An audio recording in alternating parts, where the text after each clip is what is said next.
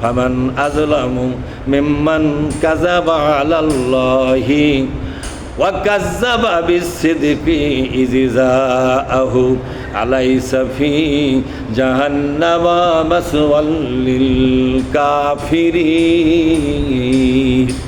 কারণ আল্লাহু আকবার।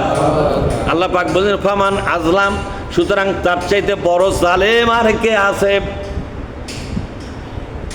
তার চাইতে বড় জালেম আর কে আছে গো?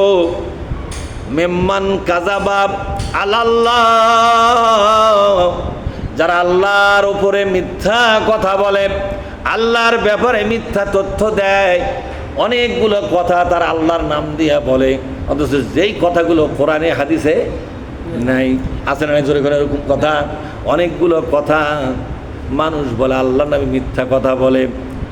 যেমন ধরেন, যদি জান্নাত পাবার চাও, ঠিক মতো নামাজ পড়ো, হালাল খাও, হারাম ছেড়ে দাও, মিথ্যা কথা ছেড়ে দাও, জান্নাত পাওয়া যাবা। কথা 3-4টা, কথা কয়টা? 3-4টা। কিন্তু এই লোকটা ওয়াজ করার সময় আল্লাহর নাম দিয়েই তো কথাটা বলল।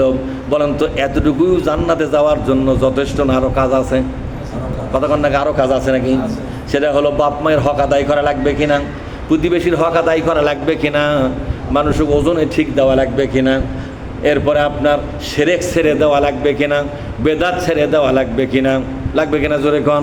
আকীদা সাফ করা লাগবে কিনা, আপনার ইমানটাকে সহি করা লাগবে কিনা, আমলগুলোকে সহি করা লাগবে কিনা, আপনাকে অভিযোগ মুক্ত হওয়া লাগবে কিনা।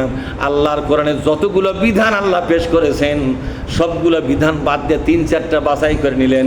এই 3-4টা যথেষ্ট যদি মনে করেন, তাহলে আল্লাহর চাইতে বেশি মাতব্বর আপনি তো হয়ে গেলেন, ঠিক না বে ঠিক? জীবনের শুরু থেকে শেষ পর্যন্ত যতগুলো দিক ও বিভাগ আছে, সব দিক ও বিভাগে ইসলামের ফয়সালা আপনাকে মেনে চলতে হবে। যদি মেনে চলতে পারেন তাহলে পরে আপনার নাজাত হবে, অন্যথায় নাজাত হবে না। এজন্য আল্লাহর ব্যাপারে কথা বলতে গিয়ে খুব সতর্ক হয়ে কথা বলতে হবে কিনা।